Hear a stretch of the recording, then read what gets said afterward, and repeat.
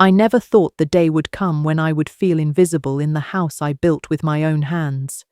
Every corner held memories, every floorboard remembered the weight of my footsteps, and every room had a story that started with me. I raised 2 children here, tended to their scraped knees, stayed awake through their nightmares, and watched them grow into the people I had dreamed they would become. I believed that love, the kind you give without expecting a return, would protect me. I believed it would make me untouchable in the eyes of my family. I was wrong. It started subtly, little comments that could have been brushed off. "Mom, you really shouldn't lift that," or "Why do you insist on doing it yourself?" At first, I thought it was concern, the kind of concern children show for aging parents, but the concern became instructions, the instructions became rules, and the rules became orders. My own home, where I had spent decades making a life for my family, began to feel like a cage. The first real sign that something had shifted irreversibly came one Tuesday morning. I was in the kitchen making coffee like I did every day when I felt dizzy. My legs wobbled beneath me and the mug slipped from my hands, clattering to the floor. The sound echoed in the silent house. My heart pounded, but I wasn't scared. I wasn't disoriented. I knew my body had simply given me a warning. I bent to pick up the shards and wipe the spilled coffee. It was a small thing, an everyday accident, but that's when Jason stepped in. He didn't come in quietly. He didn't check if I was okay. He stormed into the kitchen with that look I had seen so many times when he was frustrated as a child. But this time, it wasn't about homework or chores. "Mom, maybe it's time to think about some help," he said. His wife, Danielle, stood just behind him, nodding with the rehearsed concern that felt more like strategy than empathy. I didn't need help. I wasn't helpless, but I sensed in that instant that a plan had begun, one I wasn't yet aware of. They started small. Soup dropped off at the door, friendly visits that felt suffocating in their politeness, offers to help me settle my affairs that were thinly veiled suggestions I was no longer capable of managing my own life. I laughed it off at first, told myself they meant well, but every action carried a weight I couldn't ignore. The weight of assumptions, of underestimating a mother who had once carried a household on her back without complaint. Then came the phone calls. I noticed that neighbors who had once waved cheerfully now offered awkward smiles and sidelong glances. I began hearing whispers, subtle at first, about how I might be confused or slipping. Each whisper felt like a fingernail scratching across the glass of my sanity. I was fully aware. I wasn't sick, I wasn't senile, and I certainly wasn't ready to fade away quietly. And yet, as the whispers grew louder, I realized that my own son, the boy whose life I had built up from nothing, was weaving a narrative in which I no longer existed. The day they moved in, I knew things had changed irreversibly. I returned home to find boxes stacked in my hallway, not mine, not placed by me, not invited. He had rearranged furniture I had chosen for decades. Photos that once told our family's story were tucked away in drawers, replaced with pictures of his life, his marriage, his home, his accomplishments. It wasn't just theft of space, it was theft of memory, a deliberate erasure of a woman who had given everything. At night, I sat in my bedroom, hands trembling not from age, but from the realization of betrayal. The house was quiet, but the silence was suffocating. I had always thought that home was a sanctuary. Now it felt like a stage for judgment, a place where my history was being rewritten without my consent. I stared at the ceiling, feeling the weight of every sacrifice I had made. Scrubbing floors until my knees cracked, skipping meals to make sure my children ate, pawning jewelry for graduation gifts, all forgotten in the eyes of the person who owed me the most. Then came the ultimatum. Jason, with Danielle rehearsing every nod and smile, suggested I consider a temporary stay at a facility. "Just a few days to rest," he said, words dripping with the polite venom of someone who believes they are doing right, while knowing full well they are erasing a life. I didn't pack a bag. I didn't bring my phone charger. I didn't wear my good shoes. I trusted, and that was my mistake. The doors closed behind me, and the life I had known became a series of beige walls and plastic flowers. The nurse explained visiting hours like a rule I had agreed to. Forms were signed in my name, documents I hadn't authorized. I wasn't confused. I wasn't finished. And I certainly wasn't going to accept this quietly. I realized in that moment that I had been underestimated, not just by my son, but by the world, and underestimation is a powerful motivator. I began writing. Not prayers, not poetry, but facts, dates, transactions, deeds, account numbers, and names of people who could vouch for my competency. I treated every page like a weapon, each note a tool in reclaiming the autonomy that had been stripped from me. I contacted my lawyer, Monica Reeves, a woman who had known me for years but hadn't spoken to me in a long time. I left a concise message outlining the fraud, the misrepresentation, and my intent to fight. The phone call back came sooner than I expected. Monica's voice held a mixture of surprise and readiness. She didn't question my sanity or competence. She listened and she mobilized. Within days, steps were taken to freeze accounts, challenge the power of attorney, and ensure that the legal system recognized that the person inside the beige walls was still Dolores Mayfield, the same woman who had raised a family, survived illness, and built a home from the ground up. I remember the moment I walked out of that facility. No fanfare, no celebration, just the heavy, sweet air of freedom that hits you when the chains of assumption are lifted. I didn't go home. I didn't need to. Instead, I planned, strategically, deliberately, like someone who had waited decades to be underestimated. My goal wasn't just to reclaim what was mine, it was to assert a presence that could never be ignored again. I reached out to Monica, laying out the next steps, legal maneuvers, document verification, and ultimately reclaiming the house itself. My son had assumed that removing me would erase my control. He had assumed that age equated to incapacity, that love could be leveraged to justify theft. I learned something fundamental in those weeks.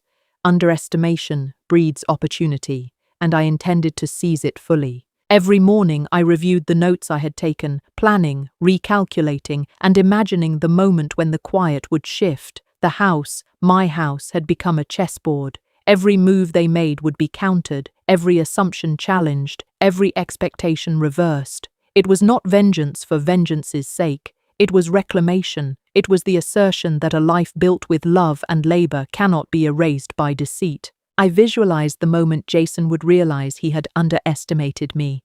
The quiet satisfaction of watching someone confront the consequences of their actions is subtle but profound.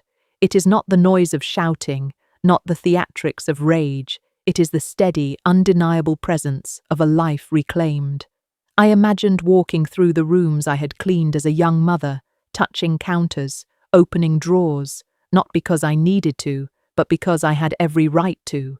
And then, as the plan unfolded, the legal system became an ally rather than an adversary. Monica filed the necessary petitions, accounts were unfrozen, the fraudulent power of attorney was revoked, documents that had been signed without consent were invalidated. Step by step, the life I had built was restored. My home was no longer a stage for others' assumptions, but a testament to endurance, strategy, and resilience. Finally, the house was returned to me, but with an added layer of satisfaction. I sold it to a young couple who appreciated its history, its care, its love. Every corner that had been tarnished by betrayal was now a blank canvas for someone who would honor it. And then I did something they never anticipated. I bought the house next door, not to gloat, not to threaten, but to assert presence, to demonstrate the quiet power of someone who has been underestimated for too long. The contrast was clear. My son thought he had eliminated me. I had only repositioned. The story he tried to write for me, the one that erased decades of sacrifice, was now rewritten in my own hand. From the first day I sat on the porch in my Sunday hat with a cup of tea, the message was clear. I am here, I am unbroken, and I am unmovable. The neighbors watched in subtle awe. Tyler, my grandson, returned to my side. Together we nurtured a garden, baked bread, and rebuilt the familial connections that had been neglected. And while Jason and Danielle tried to assert their presence from across the street, the power dynamic had shifted. Silence became my ally, boundaries became my armor, and peace, not revenge, became the ultimate victory. I realized in those moments that justice isn't always loud. Sometimes it's the quiet blooming of roses along a fence, the smell of bread in the kitchen, the laughter of a child who knows they are safe and loved. Revenge is a story people remember. Peace is a story people feel. And I had crafted both. The mornings became mine again. I would wake before the sun, the house quiet except for the faint hum of the refrigerator and the soft creak of floorboards beneath my feet. I'd make coffee, the aroma filling spaces that had felt heavy with tension, and step onto the porch with a cup in hand. The roses I planted along the fence had begun to bloom, bright red and defiant, a daily reminder of the life I had refused to let them erase. Jason didn't know yet that each petal was a statement. Danielle didn't realize that every bloom was a silent declaration. I was still here, and I was thriving. Tyler's laughter became a rhythm in the house again. He would dart through the kitchen, backpack bouncing, stopping to ask me questions about my garden, my cooking, my life before they tried to rewrite it, and I answered. Every question became a bridge, every story a brick, reconnecting the threads that had been nearly severed by deceit. I realized how much of myself I had been forced to silence over the years, and now I reveled in the freedom to speak, to nurture, to guide without obstruction. One afternoon, I was kneeling in the garden, planting marigolds along the walkway, when I saw movement across the street. Danielle's car was parked haphazardly, her robe brushing the driveway as she stormed to the front door of her house. She muttered under her breath, loud enough that I could hear, a mixture of frustration, anger, and disbelief. Jason followed behind her, arms crossed, shoulders tight, a shadow of the man he once thought he could be in control. I smiled to myself. I didn't need to intervene. I didn't need to shout. I simply watched. The chaos they had created was now self-inflicted, and silence became my advantage. Tyler tugged at my sleeve, curiosity bright in his young eyes. "Grandma, why are they so angry?" he asked softly. I wiped dirt from my hands and crouched to his level, brushing a strand of hair from his forehead. "Because sometimes people can't handle the truth," I said. He frowned, thinking, and I continued. "But we don't need to fight them. We just need to live well, and the truth will take care of itself." He nodded, as if the lesson had found its mark. Inside the house, the kitchen smelled of baking bread and simmering soup. I moved with purpose, slicing vegetables, seasoning the meat, stirring gently, letting the small rituals anchor me in a sense of control and presence I hadn't felt in weeks. Each action was deliberate, each movement a quiet affirmation that I belonged here. I had been treated as a stranger in my own home, but now I was the one setting the rhythm, the one holding the narrative. The phone rang one evening, a number I didn't recognize. My heart skipped, but I didn't flinch. I let it ring twice, then answered. "Hello?" I said, calm and measured. Jason's voice came through, hesitant, uncertain. "Mom, is this real? Are you serious about the house?" I let the words hang in the air before responding. "Yes, the house is mine, and I intend to keep it that way." He was silent. I could hear him swallowing, hear the weight of realization settling across the line. You really did it?" he asked finally. I took a slow breath. "Yes, and everything else will follow if necessary. I'm not your burden anymore, Jason. I'm my own person." After that call, I hung up and placed the phone on the counter. The sense of satisfaction wasn't loud or dramatic. It was quiet, deep, a current running through my chest that made my heart feel steady and strong. Tyler was sitting at the kitchen table, homework spread out before him, and he looked up. "Grandma, you're amazing," he said softly. I smiled, brushing flour from my hands. "No, baby. Amazing isn't what matters. What matters is that we are safe, we are together, and we have our peace." Days turned into weeks. Danielle's frustration became more visible. Curtains were pulled tighter, her wine glasses clinked louder when she hosted small gatherings she clearly thought were to assert dominance over the neighborhood. I didn't respond. I continued my routines, my morning coffee on the porch, my gardening, my cooking. I watched the roses bloom in quiet triumph, each flower a symbol that the energy she tried to inject into our lives could not penetrate the walls I had rebuilt for myself. One morning, I woke to the sound of rustling leaves and small footsteps. Tyler had come down early, eager to help me with the garden. He carried a small watering can, eyes bright. "Grandma, can we plant more tomatoes today?" he asked. I laughed softly, the sound carrying across the room. "Of course, baby, we'll plant as many as we want." Together, we worked the soil, planting seeds and watering each row, hands dirty but hearts full. Every seed became a metaphor. Growth is possible even after betrayal, even after loss, even when the people you trusted most turn against you. News traveled quickly through the neighborhood. Whispers about the house, about my son, about the woman he tried to erase, began to circulate. People watched from a distance, not because they were nosy, but because the story was remarkable. A mother had been underestimated, cast aside, and yet she returned, not with rage alone, but with poise, strategy, and undeniable authority. I didn't seek recognition, but recognition found me anyway. The narrative had shifted. Tyler and I spent afternoons rediscovering old hobbies. I pulled out my paints, small canvases I had tucked away in the attic. Together, we painted the old house from memory. He laughed as I insisted on adding impossible colors to the sky, exaggerating the vibrancy of our blooms. "Grandma, it doesn't look like this," he said. I smiled. "No, baby, it looks like it feels, and this house feels like triumph." Each brushstroke was an act of reclaiming joy, each color a reminder that beauty can grow even in spaces tainted by betrayal. The legal processes continued quietly in the background. Monica moved swiftly, ensuring every document was in order, every account restored, and every claim against me overturned. Jason had assumed the system would be his ally. Instead, it became mine. I didn't gloat. I didn't need to. The law, like truth, has a weight that doesn't require dramatics.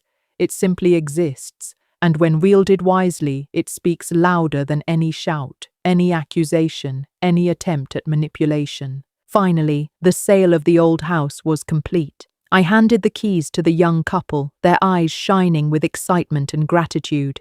"Thank you for trusting us with this," the wife said, her hand resting on mine. I smiled, feeling the warmth of acknowledgement that had eluded me from my own family. "Take care of it," I said softly. "It deserves love." I left knowing it would be cherished, a life renewed rather than a stage for someone else's ambition. Then came the move next door. Not to intimidate, not to assert dominance, but to establish presence. A home purchased with clarity, with intent, and with the knowledge that my life was mine to live. I watched as Jason and Danielle adjusted to the reality of my proximity. Danielle pulled curtains. Jason's shoulders slumped. The quiet was mine.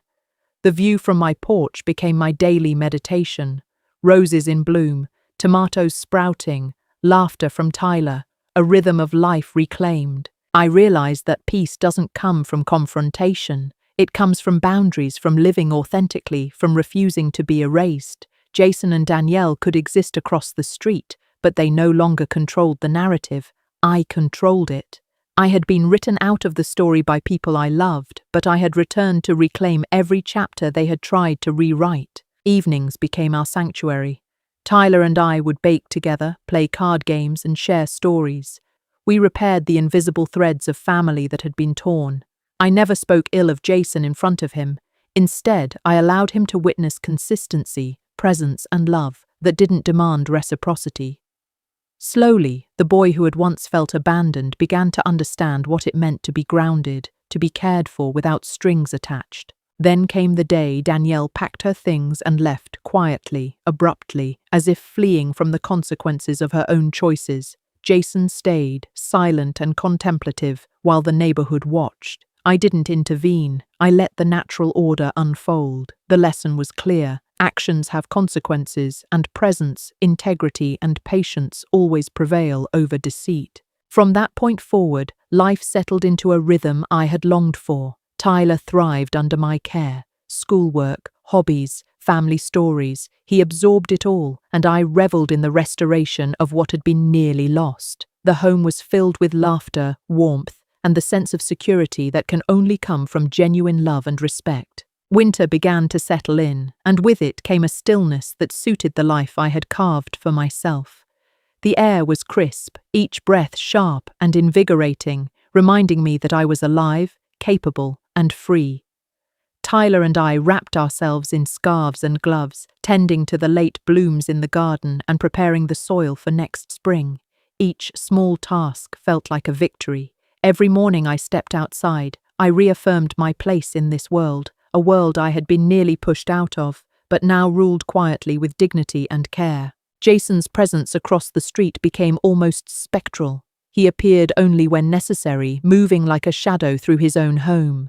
I watched him sometimes, not with malice, but with a detached curiosity, observing the subtle unraveling of someone who had once assumed he could control life through coercion and manipulation. Danielle's absence had left him exposed, alone with his thoughts, facing the weight of his own choices. There was a justice in this that required no dramatic gesture, no harsh words. Silence, when wielded patiently, carries its own authority. Tyler thrived in this environment. His laughter filled the house, bouncing off walls that had once felt heavy with tension and fear. School became a place he looked forward to, homework a shared activity rather than a chore. We rediscovered the joy of shared routines. Morning oatmeal with cinnamon sprinkled on top, afternoons of storytelling and painting, evenings of baking and card games. Each act was a reclaiming of ordinary life, something I had taken for granted in the past, something Jason and Danielle had tried to steal from both of us. One afternoon, as we were pruning the roses, Tyler stopped and looked up at me. "Grandma, why do you keep watching them?" he asked, nodding toward the house across the street. I paused, scissors in hand, and smiled softly. "Sometimes, baby, watching is how you learn, and sometimes it's how people understand what they've lost without needing to say a word." He considered this, eyes wide, nodding slowly. "So you're not trying to scare them?" he asked. I shook my head. "No, I'm simply living my life. That's the strongest message you can send. You can't erase what's already been built." The days rolled into weeks. News of my story traveled quietly through the neighborhood. Whispers and glances were inevitable. People knew what had happened, and they admired the resilience and composure I had maintained. I didn't seek approval. I didn't need it. But acknowledgement found me anyway. Neighbors stopped to smile. Small acts of kindness became regular. A package of cookies left on the doorstep, a bouquet of flowers, a note of thanks for inspiring courage. These gestures were subtle, but they reinforced the truth. Presence, integrity, and patience are more impactful than confrontation or noise. I began to document everything in my journal again, not for legal purposes, not for revenge, but for clarity. Each day I wrote the small victories, the moments of peace, the ways in which Tyler grew and flourished. These pages became a map of resilience, a record of what can happen when you refuse to allow fear or manipulation to dictate your life.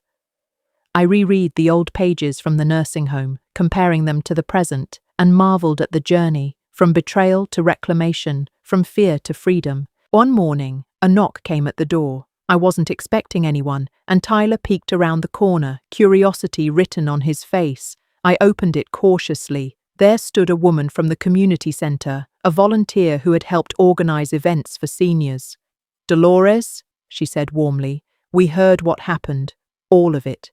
We wanted to see if you'd be willing to speak to a small group about elder rights, financial safety, and standing up when people try to take advantage of you." I smiled, considering. "Yes," I said finally.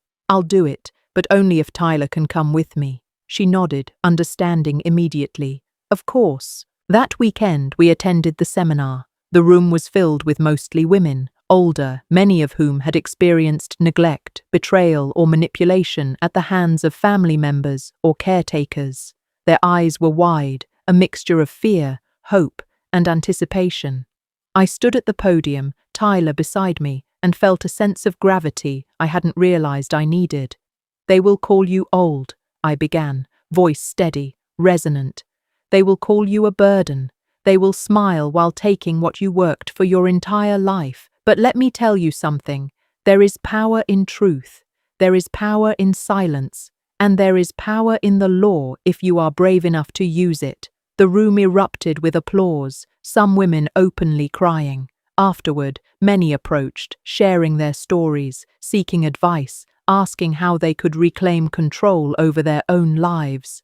Tyler held my hand as I listened, offering comfort when tears fell and words of encouragement when hearts felt broken. It was in these moments I realized that my fight had become larger than me. It had become a beacon for others, proof that dignity, courage, and careful planning can restore what is nearly lost. Returning home that evening, Tyler and I baked cookies together, a quiet celebration of small victories. He moved around the kitchen like a little whirlwind, spilling flour and laughing, and I realized how much joy I had recovered, how much life had returned to spaces that had felt like cages. The aroma of chocolate and vanilla filled the air, weaving a comforting spell over our little house. I realized that this was my victory, not just reclaiming property or asserting legal rights, but restoring the daily rituals, the warmth, the laughter that had been nearly stripped away. Jason began attempting more subtle interactions, small waves, casual glimpses as he came or went. I didn't respond. He learned, gradually, that proximity alone could not command attention or manipulate outcomes. The power dynamics had shifted. Danielle had left, but Jason remained, a silent figure in the neighborhood, reminded daily by my presence that life cannot be rewritten by deceit. Every bloom in my garden, every morning coffee on the porch, every shared laugh with Tyler was a quiet message. Presence, consistency, and love are forces even the strongest manipulation cannot overcome. One evening, as the sun dipped below the horizon, casting a golden glow across the street, Tyler and I sat on the porch with cups of cocoa. He leaned against me, small hands folded around his cup. "Grandma," he said quietly, "do you think he'll ever understand?" I paused, considering. "Maybe," I said softly. "Maybe not. But understanding isn't the goal. Living well, being true to yourself, and protecting those who depend on you, that is what matters." He nodded, absorbing the lesson. "So, we're safe?" he asked. I smiled, brushing a strand of hair from his forehead. "Yes, baby, we are safe, and we are free." The following weeks were filled with quiet triumphs. Tyler's grades improved, his friendships strengthened, and he began to take pride in his environment and responsibilities. The garden flourished under our care, every bloom a testament to patience and diligence. My own routines became anchors of stability, painting in the mornings, cooking in the afternoons, evening walks with Tyler through the neighborhood. Each act reinforced the lesson I wanted him to carry into adulthood. Life is measured not by what is taken from you, but by what you cultivate, protect, and nurture. Then came a letter from Monica, finalizing the last elements of my estate. Every detail reflected careful planning, Tyler's future secured, community initiatives funded, Jason excluded from decisions he had proven unworthy of influencing. I read the documents quietly, a smile playing at my lips. Justice had not been rushed, but it had arrived. It was deliberate, patient, and thorough, the way I had always preferred to operate. Tyler peeked at the papers and his eyes lit up. "Grandma, you did it. You really did it," he whispered. I nodded, feeling a weight lift from both our shoulders. "Yes, baby," and now we move forward. The days stretched into a rhythm that felt almost sacred. Tyler and I moved with the ease of people who had weathered storms and emerged stronger for them. The sun rose over the street in a soft golden haze, and with it came the quiet comfort of knowing that we were finally, unequivocally, in control of our own lives. Each morning, I brewed coffee, filled a small porcelain cup, and stepped onto the porch to watch the world wake up. It wasn't just a view, it was proof. Proof that life could be rebuilt, piece by piece, even after betrayal had threatened to erase everything. I noticed Jason more often than he likely realized. He moved differently now, with caution, hesitation, a subtle retreat into shadows where confidence had once resided. Danielle was gone, leaving an echo of her loud presence that only reminded him of what he had lost. Watching them through the blinds was no longer about anger. It was about observation, about understanding the lessons of consequence. Every time I pruned a rose or stirred a pot of stew, I felt the quiet power of autonomy. The world could see me, but it could not touch what I had rebuilt. Tyler thrived in this environment, soaking in knowledge and lessons that extended far beyond academics. One afternoon, as we painted a canvas together, he asked, "Grandma, why didn't you ever just leave when they did this to you?" I paused, brush in hand, considering the question carefully. Because, baby, leaving wouldn't have proven anything. Sometimes standing your ground, quietly with patience, shows people far more than confrontation ever could. It teaches respect in a way that yelling never does. He nodded thoughtfully, dipping his brush into a bright, fiery red. "So this is like secret power?" he asked. I laughed softly. "Yes, but it's not about secrecy. It's about living your truth so strongly that others can't ignore it." Evenings became a ritual of quiet reflection. Tyler and I would sit on the porch, cocoa in hand, watching the street fade into shadows and porch lights blink on one by one. It was a time of peace, yet also a subtle strategy. We observed patterns, when Jason left for errands, when he returned, how he moved through his house, the subtle shifts in behavior that revealed tension and regret. Danielle had gone, but the imprint of her presence remained, and Jason now navigated the empty spaces she had left behind. I didn't interfere. I merely watched, a silent witness to the consequences of choices made in haste and arrogance. I also began reaching out quietly to my broader community. Small acts, gifts of baked goods, notes of encouragement, volunteer work, reminded me that the world outside my immediate conflict was just as important. Tyler helped me deliver groceries to elderly neighbors, checked in on widows, and organized small activities for kids in the neighborhood. These acts of generosity reinforced the truth I had long held. Reclaiming your life is not just about personal victories, it is about creating an environment where others can thrive and where wrongdoing cannot go unchecked because the community itself witnesses integrity and resilience. One particularly cold morning, I was raking leaves when I noticed Jason pacing inside his garage. He seemed smaller somehow, the kind of fatigue that comes from realizing control has slipped through your fingers. I didn't move, didn't react, just observed. Tyler came up beside me, gloves dusted with orange-brown leaves. "Grandma," he whispered, "he looks different, sad, maybe?" I nodded. "Yes, baby, that's the weight of choices. He acted without considering consequences, and now he carries them." Tyler looked up at me, eyes wide, absorbing the lesson in a way only a child could. "So he's learning?" he asked. "Not in the way you might hope," I said gently, "but he's learning." Life at home was not without its small joys and rituals. Every weekend, Tyler and I baked together, cookies, pies, breads that filled the house with warmth. We planted flowers, vegetables, and herbs, creating spaces that were vibrant and alive, symbols of growth and renewal. I painted in the mornings, using color to transform memory into creation, to process what had happened, and to celebrate the life we had reclaimed. Tyler began his own sketches, capturing scenes from our garden and home, imitating my brush strokes but finding his own style in the process. One afternoon, as we watered the roses, Tyler asked about the house we had sold. "Grandma, did they cry when they left?" he inquired. I smiled, looking across the street. "No, baby, not really. They were upset, yes, but that was about control, not about understanding what they had done. People often mistake possession for love, and that's the lesson they're learning now." Tyler nodded, watering each plant with care. "I get it," he said softly. "You didn't just get your house back, you showed them what matters." I placed my hand on his shoulder, squeezing gently. "Exactly, baby. Sometimes the most powerful lessons are taught without shouting." As winter deepened, I noticed Jason's attempts at indirect engagement, small gestures that betrayed uncertainty. A wave when he thought I wasn't looking, a casual glance, the occasional errand that drew him past our yard.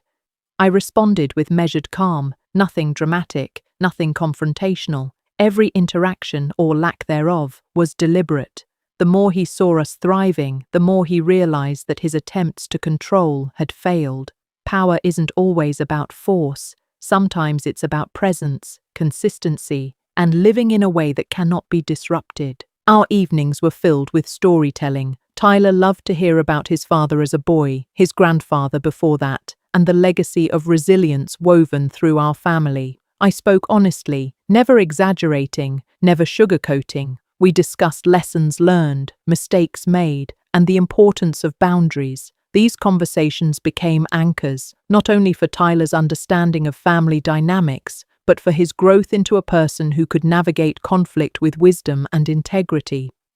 Then, one evening, as snow began to dust the street, Tyler asked a question that made me pause. "Grandma, will he ever come back for real? Will Jason try again?" I looked out across the freshly blanketed street, soft white covering footprints and past tensions alike. "Maybe," I said carefully, "but it won't matter. We've built something here, something strong, something that can't be taken away again. Even if he comes back, he will find boundaries, strength, and life that isn't dictated by fear." Tyler considered this, eyes thoughtful. "So, we're safe?" "Yes, baby," I said, brushing snow from his hood. "We are safe, and our peace is ours to protect." Winter stretched on, crisp and quiet, and our home became a sanctuary of routines and small victories. Each day held the rhythm of ordinary life, yet beneath it ran a current of deliberate power. Every meal prepared, every story shared with Tyler, every brushstroke across canvas or pruning of a rose was an affirmation. We had reclaimed what had been taken, and nothing would erode it again. The silence from next door was telling. The house that had once boomed with Danielle's cackling parties now lay still, empty echoes filling the space. Jason's attempts to reassert dominance had withered into hesitance, uncertainty, and finally, resignation. It was as though the walls themselves had absorbed the lessons of patience, consequence, and endurance. I spent hours in the garden each morning, gloves caked with earth, pruning dead branches, nurturing new growth, and talking to Tyler about the lessons hidden in the smallest details. "See these roses, Tyler?" I asked one day, pointing to a bright red bloom bursting from the bush. "Each one represents something we hold on to, something we nurture. If we neglect it, it dies, but if we tend to it, it thrives. That's life, baby, that's people, that's consequences." He nodded seriously, water dripping from his small hands. "So, you're saying what happens next door is like weeds?" I laughed softly. "Yes, sometimes neglect creates weeds, but we can't worry about weeds too much. We focus on what we can grow." Tyler had taken to walking the neighborhood more often, checking on elderly neighbors, dropping off letters, small gifts, and baked treats. He asked questions about their lives, learned their names, their stories, their struggles. Every time he returned home, he shared details with me, and we discussed what we could do together to help. He was learning early that power and influence weren't always about control, they could also be about care, compassion, and quiet action. This, I knew, was more lasting than any moment of revenge, more profound than any court victory. Meanwhile, the empty house next door became a kind of theatre. Jason's presence, once dominant and intrusive, was now marked by hesitancy. I watched him through the blinds, occasionally catching glimpses of his restless pacing, his sporadic movements, and the subtle anxiety in how he interacted with the empty rooms Danielle had vacated. He moved slowly, quietly, weighed down by the realization that the control he had once assumed as his right was no longer his. Each day he lingered in silence, observing without influence, witnessing without authority. And every time I walked through our own home, painted a new canvas, or pruned a rose, he was reminded. We had survived. We had flourished. Tyler thrived in ways that were both joyful and revealing. He began experimenting with new recipes in the kitchen, asking about the old ways I cooked when he was little. "Grandma, why did you always add cinnamon to the sweet potatoes?" he asked one evening as we prepared dinner. "Because flavor tells a story, baby," I said. "It's a way to remember, a way to celebrate, a way to pass lessons on without words." He nodded, sprinkling cinnamon across a freshly mashed dish. "I think I get it. It's like leaving a mark without leaving a mess." I laughed. "Exactly. and every mark we leave should be a reflection of care, thought, and intention. Our evenings became a blend of reflection and creativity. Tyler would draw or write, inspired by what he saw in our home and garden, and I would paint, letting memory, emotion, and imagination guide my hand. Each canvas became a record of resilience, a visual diary of survival, patience, and quiet victory. These creative acts were therapeutic but also strategic. They reinforced our autonomy, our ability to build and recreate our lives regardless of past betrayals. Art, after all, leaves traces that are permanent and unassailable, unlike words or gestures that can be forgotten or distorted. One afternoon, while arranging fresh flowers in a vase by the window, I noticed movement across the street. Jason had stepped outside, holding a broom, attempting to sweep the porch. His actions were mechanical, a performance of control that no longer held meaning. I observed silently. Tyler came up beside me. "Grandma, he's trying?" he asked, unsure. I nodded slowly. "Yes, baby, but trying without understanding is like planting seeds in the snow. It doesn't grow." Tyler considered this, eyes wide, and then turned to me with a small, serious nod. "So he's learning slowly." I smiled, tracing the rim of the vase with my finger. "Yes, slowly, but sometimes slow is how lessons stick." The small victories accumulated quietly. I received a letter from the community center thanking me for the donations and volunteer work. They praised Tyler's involvement as well, noting how young people could be inspired to act with compassion and integrity. I tucked the letter into my notebook, the one that had once been my battle plan, and reflected on how far we had come. Every step we had taken, every strategy implemented, every action measured and deliberate had led to a position of strength not only for us but for the broader community. Power, I realized, wasn't about destruction, it was about restoration. Tyler began inviting friends over, cautiously at first, then with more confidence. The house became a hub of quiet activity, laughter, learning, and shared meals. We celebrated small victories, a successful garden harvest, a new painting completed, a homework milestone. Every event reinforced our sense of normalcy and stability, a stark contrast to the chaos and deceit of the household next door. Jason remained a ghostly presence, aware but powerless, a living reminder of the consequences of betrayal. One particularly clear evening, as Tyler and I sat on the porch sipping hot chocolate, he said softly, "Grandma, do you think he'll ever admit he was wrong?" I considered the question, watching the steam curl from our cups into the cold air. "Maybe," I said carefully, "but it doesn't matter if he does or doesn't. What matters is that we live in truth, with integrity and with care. His realization or lack of it won't define us anymore." Tyler nodded, eyes thoughtful. "So, we're beyond needing their approval?" I smiled gently. "Yes, baby, we've passed that stage. Our peace is our own, and no one can take it away." As the weeks passed, the energy of our home became a stabilizing force. Tyler thrived, I thrived, and the quiet consistency of our lives was in itself a statement. We were no longer defined by betrayal or fear.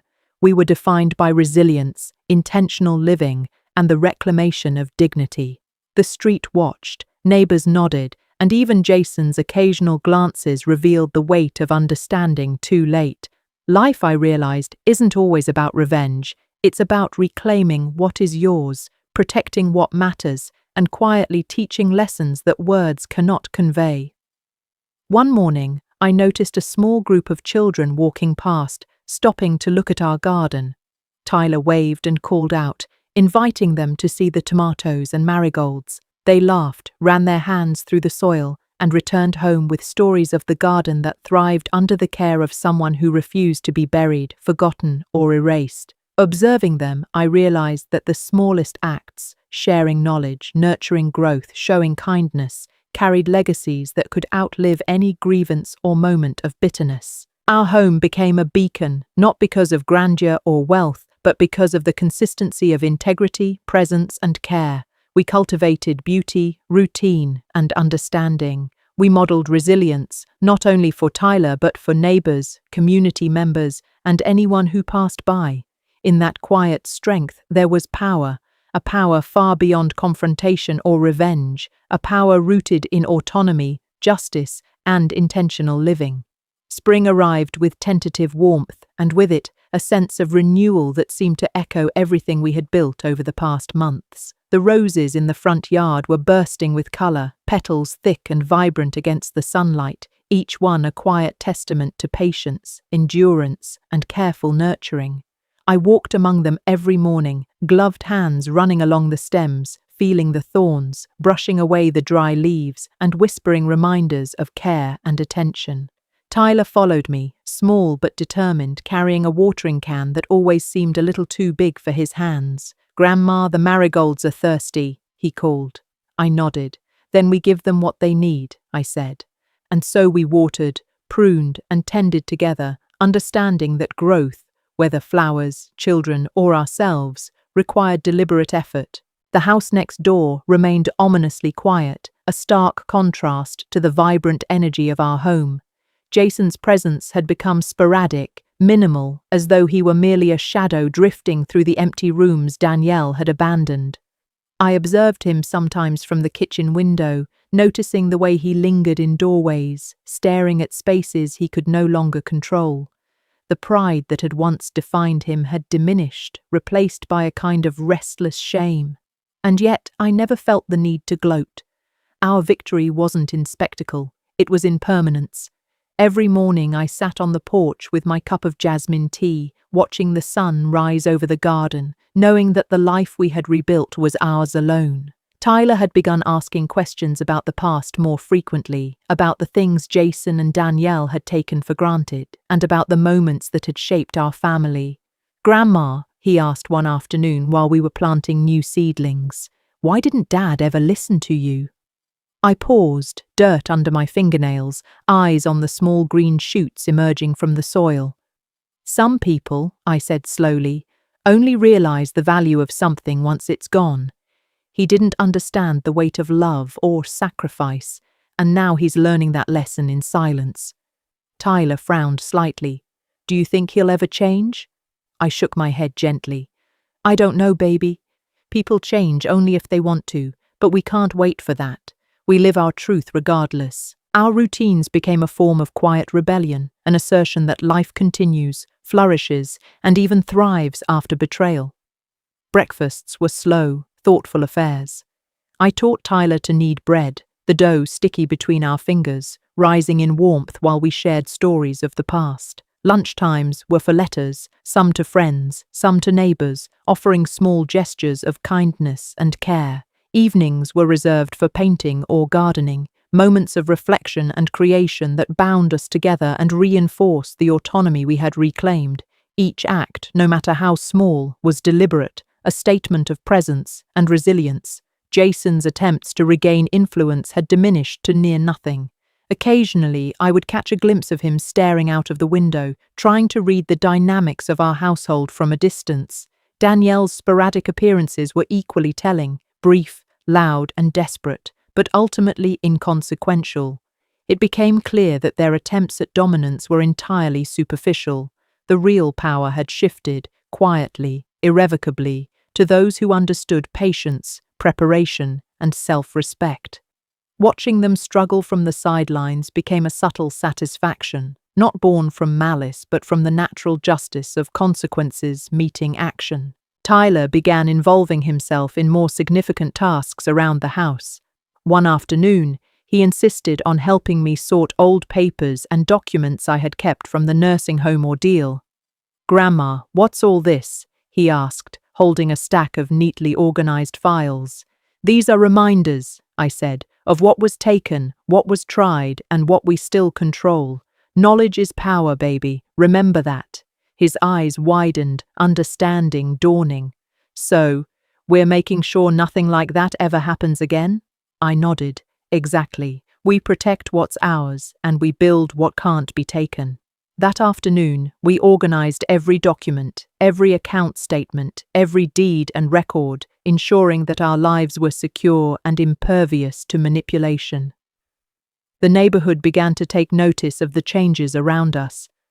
Where once the chatter had been dominated by the drama of next door, whispers now reflected admiration for our garden, our routines, and the care with which Tyler and I rebuilt our lives. Small gestures of acknowledgement, smiles, nods, shared greetings, replaced the earlier tension. I realized that influence and respect often emerged not from confrontation or argument, but from consistency, integrity, and visible commitment to truth and justice. This lesson, I knew, would remain long after Jason and Danielle were gone from view. One day, while pruning a particularly stubborn rose bush, Tyler asked a question that made me pause. "Grandma, do you ever forgive them?" I looked at the sharp thorns cutting into my hands, felt the dirt under my nails, and thought about every moment of betrayal, deceit, and manipulation we had endured. "I don't need to forgive them to live," I said slowly. "Forgiveness doesn't erase what was done. It's a choice, but it's not always necessary. What matters is that we live fully, freely, and without letting them dictate our peace." Tyler nodded, absorbing the weight of the lesson. "So, we move forward without them?" I smiled. "Exactly, baby. Without them, with us, and with truth on our side." Our evenings often became reflective, shared quietly over cups of tea. Tyler would recount his day at school, his interactions with friends, and his growing understanding of justice and fairness. I would listen, occasionally offering advice or insights drawn from decades of experience. Sometimes we would sit in silence, the kind that carries understanding without words. I realized then that true connection isn't always about explanation. It's about shared presence, shared awareness, and the quiet reinforcement of values that endure beyond immediate circumstances. Meanwhile, Jason's silence continued to speak volumes. He tried minor attempts at intrusion, a misplaced mailbox package, a note left in the yard, the occasional glancing look from a window. Each time, I responded not with confrontation, but with calm observation. Tyler began noticing too, commenting, "He's still watching, Grandma." I nodded. "Yes, baby, but watching doesn't change anything. Control isn't the same as understanding. He can see all he wants, but it doesn't touch us." This became a subtle but powerful lesson for Tyler, that presence alone does not equate to influence, and that integrity and deliberate action are stronger than intimidation. Art continued to play a significant role in our reclamation of life. I painted daily, often turning my memories into color and shape, sometimes abstract, sometimes vivid and literal. Tyler sketched alongside me, capturing details, recording observations, and interpreting the world as he saw it. Our creative acts became a shared language, a reinforcement of our identity, and a demonstration that life continues in meaning, beauty, and expression, even after betrayal. The canvas, the brush, the soil, and the garden each became a witness to resilience and a silent record of what cannot be stolen or erased. As the days lengthened, Tyler began planning a small neighborhood project, a community garden where children and elders could work together, share knowledge, and cultivate both food and relationships. I helped him organize, using my connections from the community center to gather resources and support. Jason and Danielle had been completely absent from this vision, their presence irrelevant. In the process, Tyler learned firsthand the value of constructive action over destructive intent, and the lessons of legacy, responsibility, and compassion became tangible. The culmination of these small victories created a profound sense of equilibrium. The street, the neighbors, and the community slowly reflected our resilience and values. Every act of care, patience, and integrity was visible, even if unspoken, and each reinforced the message that life rebuilt with intention is far stronger than life stolen through deceit. Jason and Danielle's departure had been gradual but inevitable. Their absence, like an empty echo, reminded us that true strength is never about volume, intrusion, or aggression.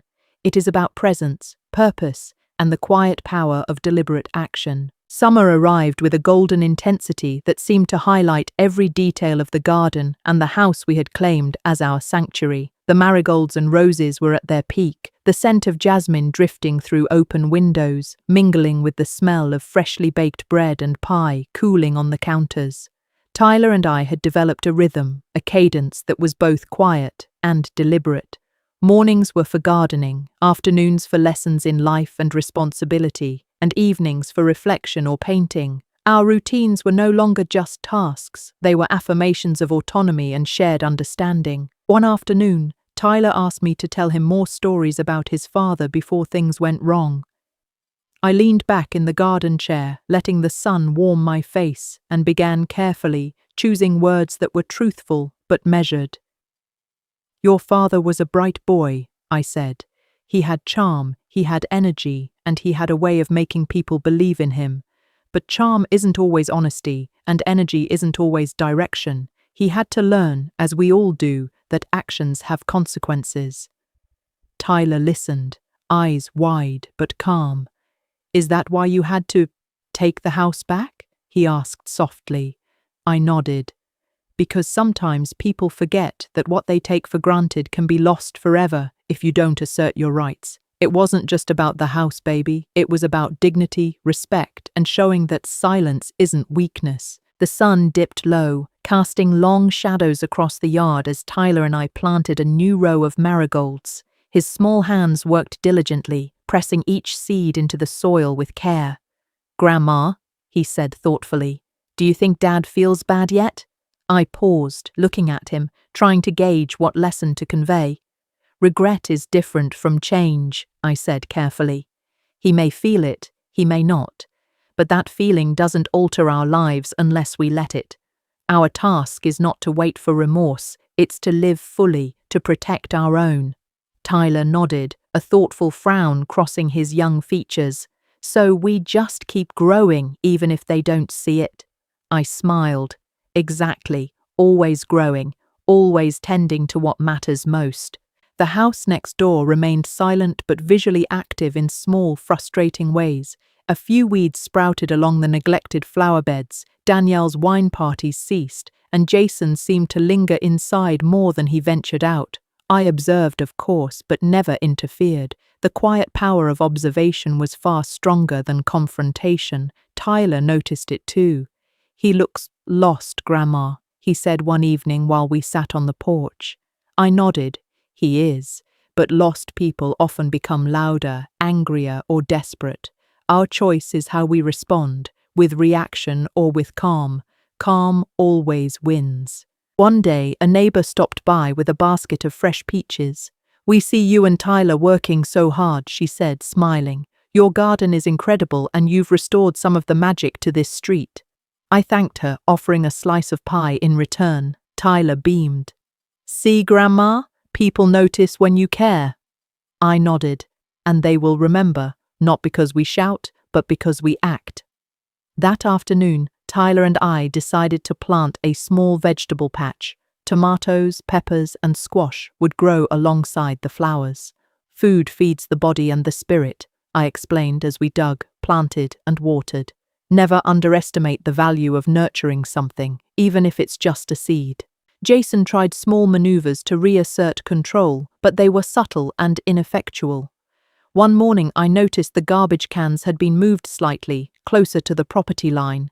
Danielle had arranged them with what she likely thought was a territorial gesture. Tyler noticed too. "They're trying to mark their space again," he said. I chuckled softly. "Let them. Our space is ours, built on truth, care, and patience. Empty gestures never threaten that." That evening, we sat on the porch together, watching the light fade across the street, and I realized that Tyler had absorbed much more than just gardening skills. He had learned a subtle kind of resilience, to observe, to endure, and to remain rooted regardless of external chaos. As summer deepened, we began receiving small acts of acknowledgement from the neighborhood. Children waved when passing our home, neighbors nodded from driveways, and even the local mail carrier paused with a smile. The quiet respect of community replaced the tension and whispers that had previously surrounded Jason and Danielle. I felt a sense of satisfaction not because we had defeated anyone, but because we had restored a sense of order, dignity, and integrity to our lives. Tyler noticed too. "People like what we're doing," he said one afternoon. "It's good." I nodded. "Yes, baby. and it's lasting because it's real, not forced. One day, Tyler and I received an invitation from the community center to speak at a workshop about elder rights and family disputes. I looked at Tyler, surprised by the recognition. "They want us to share what happened?" he asked. I nodded. "Yes, baby, not to embarrass anyone, but to educate and empower others. Our experience can help people avoid being silenced or erased." Tyler smiled faintly. "Like spreading the lessons?" I nodded again. "Exactly. Knowledge is protection. Sharing it is empowerment." We began preparing together, writing notes, organizing the story to be truthful but instructive, emphasizing lessons learned rather than dwelling on vengeance. During these months, our life at home continued with a balance of reflection and creation. Evenings often included painting sessions. I had taken to painting larger canvases, capturing scenes of the neighborhood, our garden, and memories of the house next door. Tyler sketched beside me, learning to translate emotions into form, shadow, and color.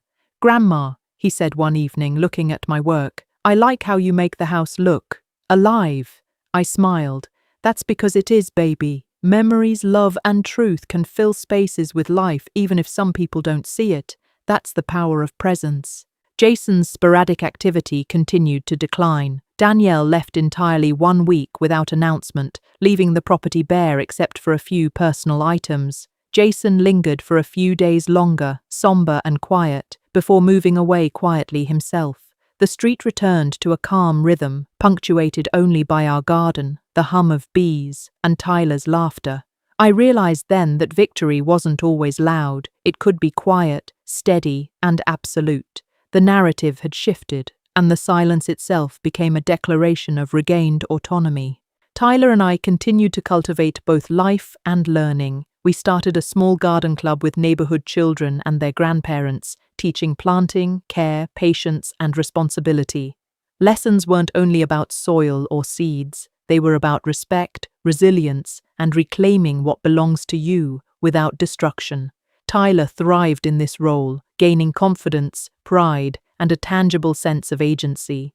The community, once passive observers of conflict, became active participants in creating something meaningful and sustainable. Summer's heat eventually gave way to the first hints of autumn. The garden's colors shifted, marigolds fading, roses softening, tomatoes and peppers ready for harvest. Tyler helped me can vegetables, preparing jars that would provide food for winter and symbolize our endurance. We worked together quietly, occasionally laughing, sometimes reflecting on challenges we had overcome, and always aware that every act reinforced a foundation of self-respect, security, and dignity. Each jar of preserved produce was a testament to patience, care, and deliberate action, the tangible outcome of lessons learned in hardship.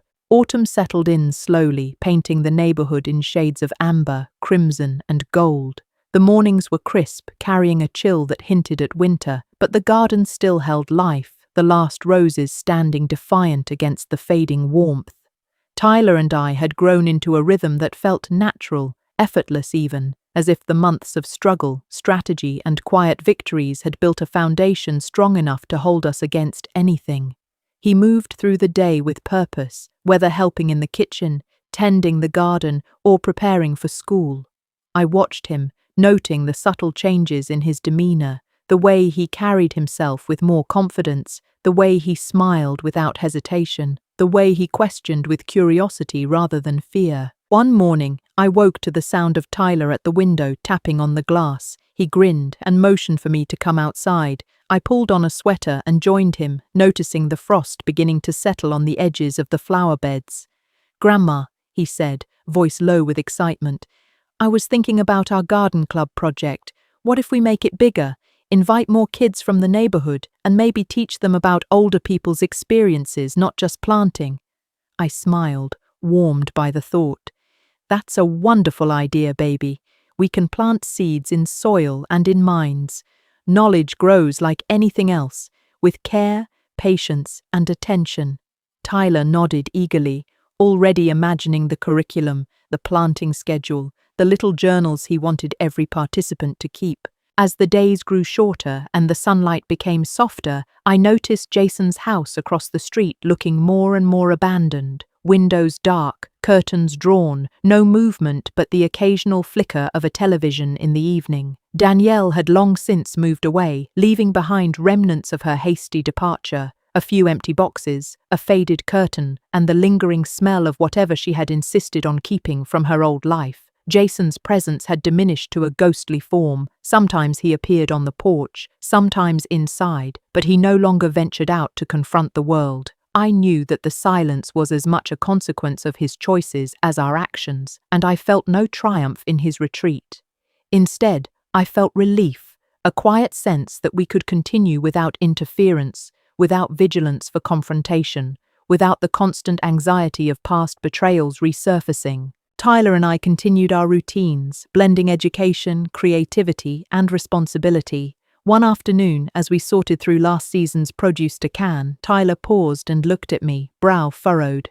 "Grandma," he said softly, "do you ever think about Dad? About what he might learn from all this?" I considered the question, realizing it was layered with hope, fear, and curiosity. "Baby," I began slowly, "people learn lessons in their own time, if they choose to. Sometimes the lesson isn't obvious until years later, and sometimes it's never learned at all. Our job isn't to ensure someone else's growth, it's to protect ours, and ours is flourishing." Tyler nodded, chewing on the words. "So we keep tending our garden and our lives," he said. "Exactly, baby. Keep tending both, and you'll always have roots, no matter the storms." The community center invited me to speak again, this time for a larger audience including legal professionals, social workers, and families facing elder disputes. I prepared thoroughly, outlining the story in a way that emphasized empowerment, legal literacy, and resilience without resorting to sensationalism.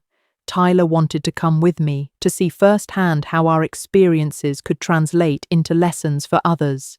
On the day of the seminar, we arrived early, Tyler clutching a notebook full of his observations and questions. The room filled quickly, mostly with older women and a scattering of men, all intent on learning how to protect themselves or loved ones from situations like the one we had endured. When I began speaking, I started with the hook that had always resonated best, the truth that silence could be weaponized, that assumptions about age, frailty, or dependence were dangerous if left unchecked. "They will call you old," I said, voice firm and deliberate. "They will call you a burden. They will smile while taking your life, your rights, your freedom. But the truth is this: you are not your circumstances. You are your actions, and you always have power if you remember it." The room was silent, absorbed. I shared anecdotes, not just of confrontation, but of patience, planning, and strategic assertion of rights. I described how I had documented transactions, maintained access to accounts, and enlisted legal guidance, all while maintaining composure and dignity. Tyler sat beside me, adding his own observations, explaining how he had witnessed the impact of respect, patience, and quiet authority. "It's about noticing what's happening, understanding it, and responding deliberately," he said. "Sometimes the best action is not to react, but to observe and plan." The audience nodded, and a few faces reflected tears, others determination. I felt a wave of affirmation. Our story was no longer private. It had become a tool for empowerment, a roadmap for reclaiming agency in situations where family betrayal or societal bias threatened autonomy. After the seminar, several attendees approached me and Tyler, asking questions, seeking advice, expressing relief at finding someone who had endured similar circumstances and emerged with strength. One woman, trembling, said, "I thought I was imagining it. My daughter treats me like I'm invisible, like I'm already gone." I took her hands in mine, voice calm and assured, "You are not invisible. You are not gone. You have rights, you have knowledge, and you have time. Document, speak, protect yourself, and above all, live." Tyler whispered encouragement, adding, "And remember to plant your garden, whatever that looks like. It's a reminder that life goes on."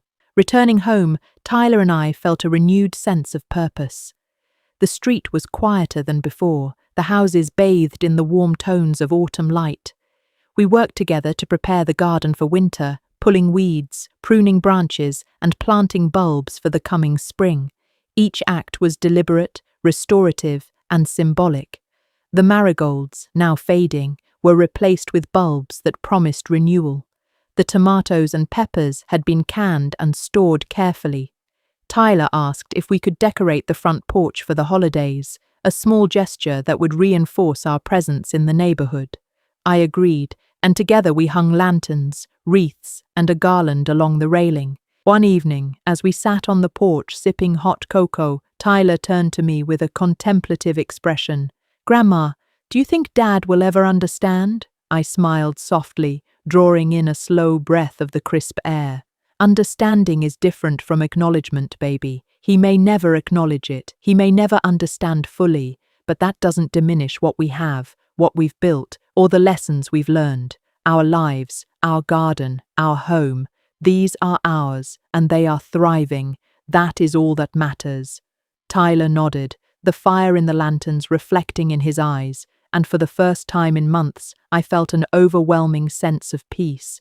Not because the past was erased, but because we had reclaimed our narrative, our space, and our dignity. As autumn deepened into early winter, our life became a blend of reflection, creativity, and preparation for the coming season. We baked together, painted together, and maintained the garden even as the frost threatened the last blooms. Tyler's confidence grew with each passing day, his laughter more frequent, his curiosity deeper, his sense of responsibility unwavering. He began helping neighbors with minor chores, assisting elderly residents, and sharing lessons from our experiences.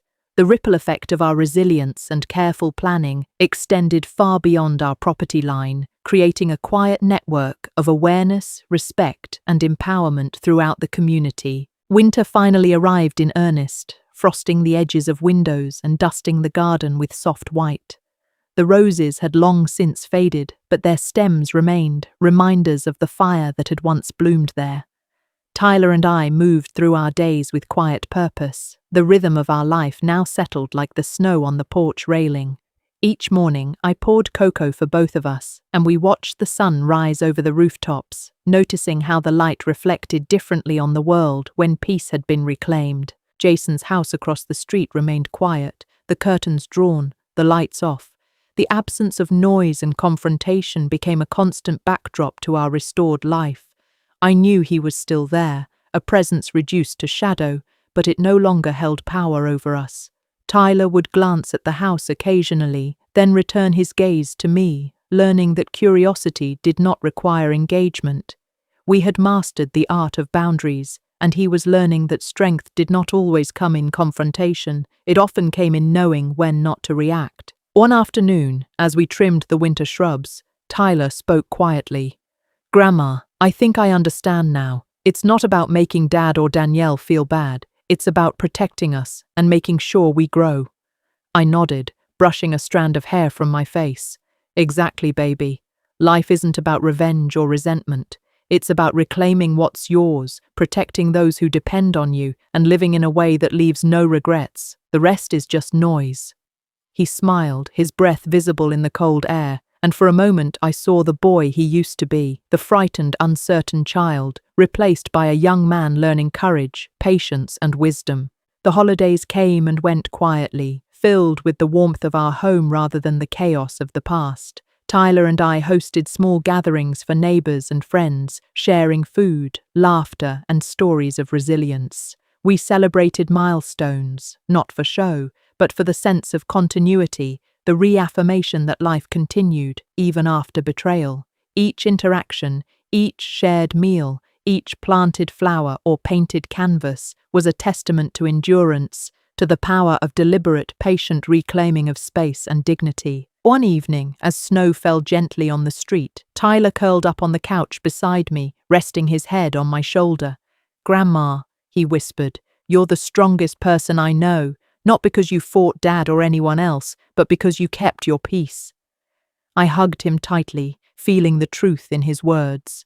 Strength isn't always loud, baby. Sometimes it's quiet, deliberate, patient. Sometimes it's just surviving with grace and love for yourself and those who matter most. He nodded, eyes heavy with sleep, and I watched him drift off, knowing that the lessons we had lived together would carry him far into his own life. The final weeks of winter brought clarity. I reviewed my will one last time, ensuring Tyler was provided for and that our legacy of justice, empowerment, and compassion would continue. The Mayfield legacy grant had grown, helping women like me reclaim their dignity, their independence, and their stories. I felt a quiet satisfaction knowing that our struggles had created ripples beyond our home, touching lives I would never fully see, yet knowing we had made a difference. And as I sat on the porch, wrapped in a thick blanket, watching the snow cover the garden in a soft, unbroken white, I felt a deep, unshakable peace. Jason was still there across the street, but his presence no longer mattered. Tyler thrived beside me, our home filled with warmth, laughter, and life. The past could not be rewritten, but the present and future were ours. I had been discarded, underestimated, and labeled a burden, yet here I was, stronger, wiser, and freer than ever. The roses may have wilted, the windows may have been frosted, but our lives had bloomed in ways neither betrayal nor fear could ever undo. I had given everything, and yet, by claiming my own voice, my own rights, and my own space, I had become more than I ever imagined. I wasn't just surviving, I was flourishing. The quiet, deliberate victory we had carved out for ourselves was far more powerful than any revenge. And as Tyler sipped cocoa beside me, I whispered softly to the winter wind, "We are home, we are free, and nothing will ever take that from us again."